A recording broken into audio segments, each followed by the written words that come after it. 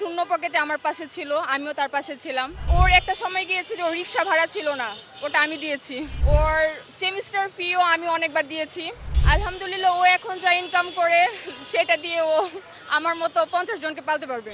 আসলে ফ্যামিলি বাধা হয়ে দাঁড়ায় না, যদি আমি ঠিক থাকি, আমার পাশের মানুষটা ভালো থাকে, ঠিক থাকে, ফ্যামিলি আসলে ম্যাটার করে না। এটা কারা এক্সকিউজ দেয়? যারা হচ্ছে লুজার না, শূন্য পকেটে যারা থাকে আল্লাহ তাদের উপর আরো বেশি রহমত দেয়, তারা আরো বেশি সাকসেস হয় লাইফে। ক্লাইম্যাক্সের জায়গাটা ছিল আমাদের ফ্যামিলি, আমার ফ্যামিলি রাজি ছিল না। আমি জানতে চাচ্ছিলাম যে আজকে পহেলা ফাল্গুন পালন করতে এসেছেন নাকি ভালোবাসা দিব? আমি অ্যাকচুয়ালি ফাল্গুন পালন করতে এসেছি, কারণ আমার ভালোবাসার মানুষ এখন অস্ট্রেলিয়া আছে, লং ডিস্টেন্স রিলেশনশিপ। সো আমি ফাল্গুনটাকে প্রেফার করলাম। এই যে অস্ট্রেলিয়া আছে বলছেন লং ডিস্টেন্স, এই যে ভালোবাসার দিনে কতটা খারাপ লাগে কিনা বা মন খারাপ হয় কিনা, ভালোবাসার মানুষ দূরে রয়েছেন? সেটা তো অবভিয়াসলি লাগে, এটা তো আর বলতে নেই, অবশ্যই লাগবে। তো তারপরে ভালো আছি, আমাদের বিয়ে হয়েছে গত ডিসেম্বর, আলহামদুলিল্লাহ ভালো আছি। তো প্রসেসিং চলতেছে, একসাথে আবার হব, একসাথে আবার ভ্যালেন্টাইন্স পালন করা হবে, ফাল্গুন পালন করা হবে ইনশাল্লাহ। দোয়া করবেন আমাদের জন্য।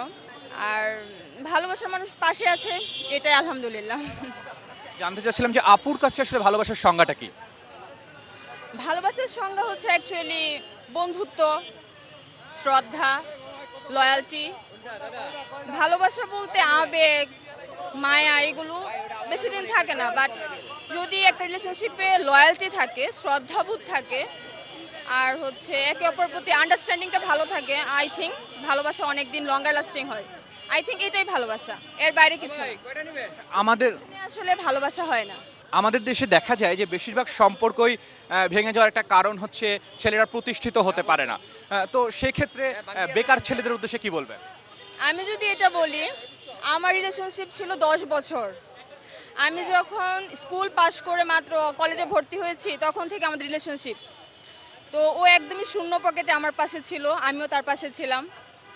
তো আমরা একসাথে সেটেল ডাউন হয়েছি। আমি সিএতে আছি, সিএ প্রফেশনে, ও হায়ার এডুকেশনে সিকি ইউনিভার্সিটিতে আছে অস্ট্রেলিয়া। আলহামদুলিল্লাহ ও এখন যা ইনকাম করে সেটা দিয়ে ও আমার মতো 50 জনকে পালতে পারবে। বাট ওর একটা সময় গিয়েছে যে ওর রিক্সা ভাড়া ছিল না, ওটা আমি দিয়েছি। ওর সেমিস্টার ফিও আমি অনেকবার দিয়েছি, ওর বাসা থেকে আনতে ভেজাল হইতো, মানে এরকম। আমরা দুজনে মিডল ক্লাস ফ্যামিলির যেহেতু, বাট দুজনে মিলে আমরা সেটেল ডাউন হয়েছি। দুজনের অবস্থান থেকে ভালো আছি আলহামদুলিল্লাহ। এই জিনিসটা বললেন যে ভাইয়ার এক সময় অবস্থা তেমন একটা ভালো ছিল না, এখন ভালো। তো যেটা হয় আমাদের সমাজে যে এ ধরনের ছেলেকে তো আসলে পরিবার মেনে নিতে চায় না। তো সেক্ষেত্রে পরিবারকে কিভাবে কনভিন্স করা যেতে পারে আপনার দৃষ্টিকোণ থেকে? পরিবারকে কনভিন্স করাটা হচ্ছে নিজের মধ্যে। আমার মাঝে যদি ভালোবাসা থাকে আর আমার মাঝে যদি তাকে পাওয়ার আকাঙ্ক্ষা থাকে, ওই আকাঙ্ক্ষা আমাকে একসাথে করবে। ফ্যামিলি এখানে ঠিক আছে, অনেক বেশি ঝামেলা করেছে। আমার বাবা যেহেতু টিচার ছিলেন, অনেক ঝামেলা করেছে। আর ওর ফ্যামিলি থেকে আমার ফ্যামিলিটা একটু উপরে ছিল, দ্যাটস ওয়াই হচ্ছে অনেক ঝামেলা হয়েছে আমাদের। কিন্তু আমি ওকে ওর পাশে থেকে ওই পজিশনে দাঁড় করিয়েছি, দেন বিয়ে করেছি। আর আজকে আমাদের বিয়ের 2 মাস হলো। এই তো, আসলে ফ্যামিলি বাধা হয়ে দাঁড়ায় না, যদি আমি ঠিক থাকি, আমার পাশের মানুষটা ভালো থাকে, ঠিক থাকে, ফ্যামিলি আসলে ম্যাটার করে না। এটা কারা এক্সকিউজ দেয়? যারা হচ্ছে লুজার, তারা এক্সকিউজ দেয়। ভালোবাসার মানুষকে ধরে রাখার ক্ষেত্রে কোন জিনিসটা সবচেয়ে বেশি ইম্পর্টেন্ট বলে আপনি মনে করেন? এটা অবভিয়াসলি লয়্যালটি।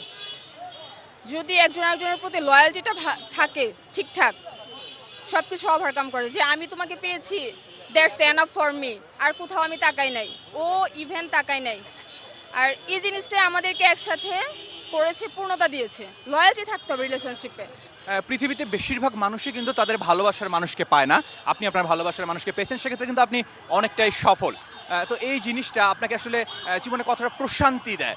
তো 100% প্রশান্তি দেয়। আমি পেরেছি, আমরা দুজনে একসাথে থেকে পেরেছি, এটা তো অনেক বেশি প্রশান্তি দেয় আমাদের। পূর্ণতা তো সবার জন্য খুশি, সো ওইটাই কি আর। ভালোবাসা দিবসে অন্যান্য যে কাপলরা রয়েছে তাদের উদ্দেশ্যে কি বলবেন, যে নিজের ভালোবাসার মানুষকে ধরে রাখার জন্য কি বার্তা দেবেন? আপনি ঠিক থাকুন, পাশের মানুষ ঠিক থাকতে বাধ্য, আর যদি ঠিক না থাকে ওটা আলাদা ব্যাপার।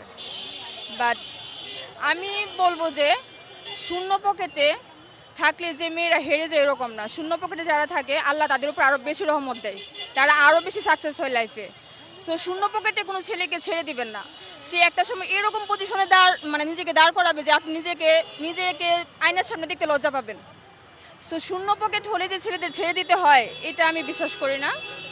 আর দুজনের মধ্যে আন্ডারস্ট্যান্ডিং লেভেলটা তখনই বাড়বে যখন দুজন লয়াল থাকবে, একজন একজনের প্রতি শ্রদ্ধাবোধ যে জিনিসটা এটা থাকবে, তখন এমনিতেই ওদের পূর্ণতা আসবে আই থিঙ্ক।